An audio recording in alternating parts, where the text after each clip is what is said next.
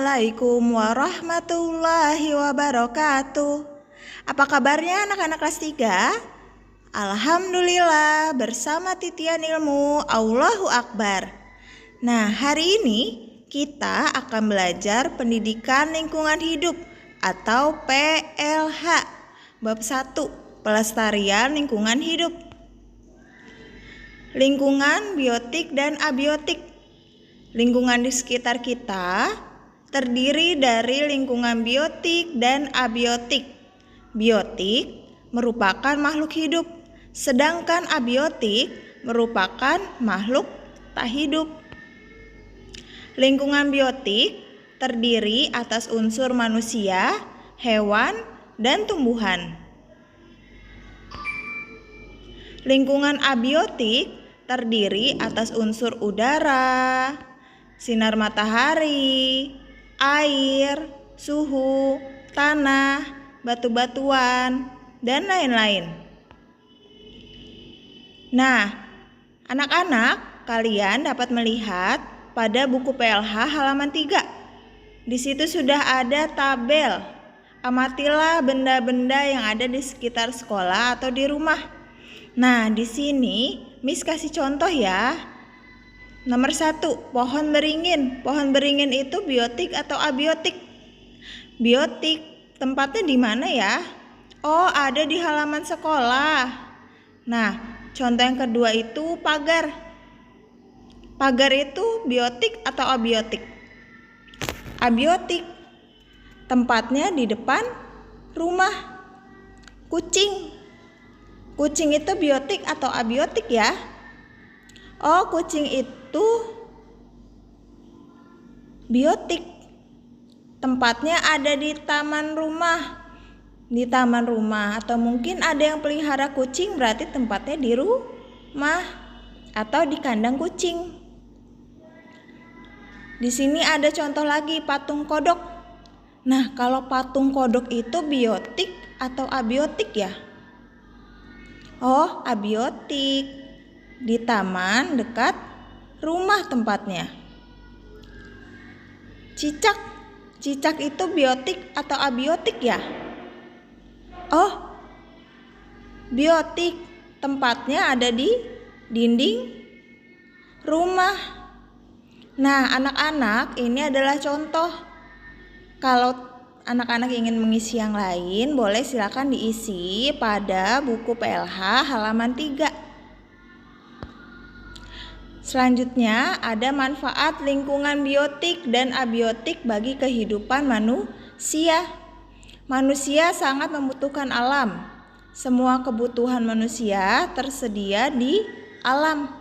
Manusia memperoleh makanan, pakaian, tempat tinggal, dan bahan bakar dari mengolah alam.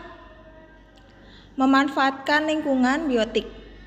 Nah, lingkungan biotik itu kan tadi ada manusia, hewan, dan tumbuhan.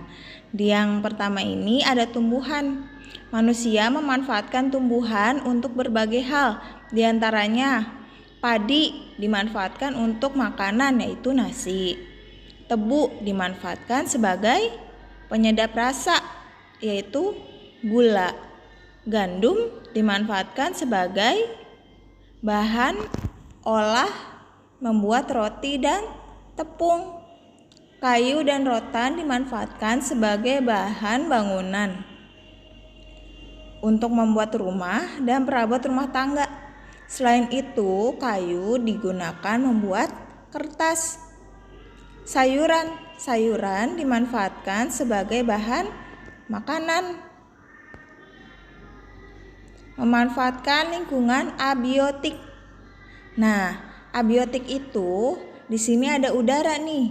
Udara sangat penting bagi manusia. Oksigen yang berada di udara sangat dibutuhkan manusia untuk apa? Untuk bernapas. Sumber daya alam.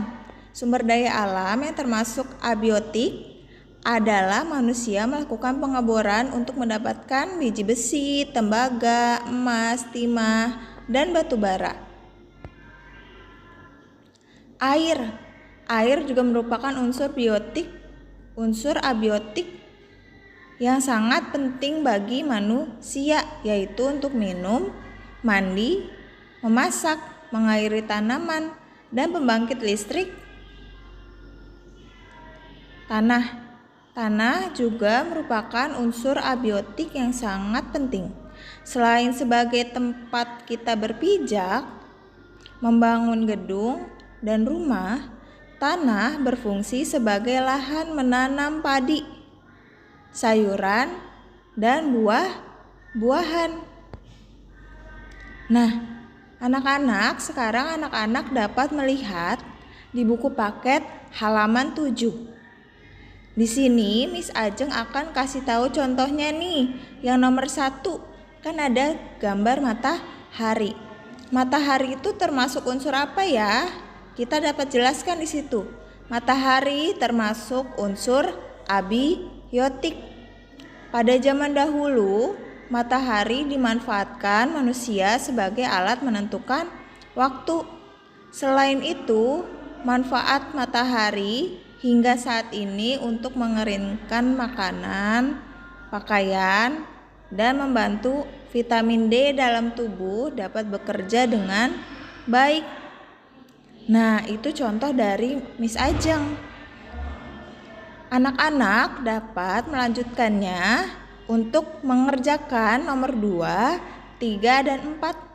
Nanti akan kita koreksi bersama-sama atau kita bahas bersama-sama pada pertemuan berikutnya. Terima kasih. Assalamualaikum. Assalamualaikum warahmatullahi wabarakatuh.